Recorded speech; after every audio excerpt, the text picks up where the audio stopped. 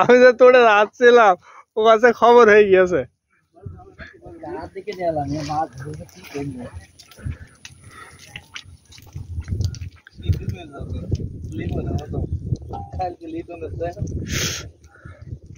আসলে মাছ ধরা খুব একটা শখের জিনিস।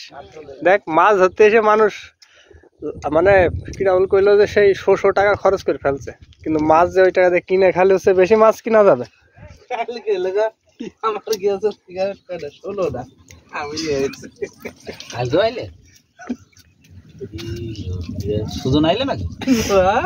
আমি আমার সাথে কালকে এরা গাদ্দারি, তাহলে আজকে আমার ফোন দিলে কিসের জন্য? কালকে গাদ্দারি করিল।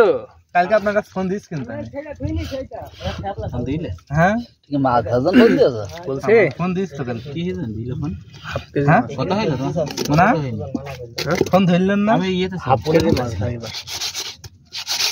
হাফ কেজি হয়ে গেছে কোন ভালো শুধু একটু শুনি রোজ হইতে হবে। রোজ ধরি খাও পুটি পুটি वाले মাছে তো ছড়িয়ে পাইলো না দেখছেন। তাও তো হ্যাঁ in total একসাথে ঢালা হবে নাকি? বাস ঠিক যাবে না না গোল ঢালতে হয় এক হাত দিয়ে।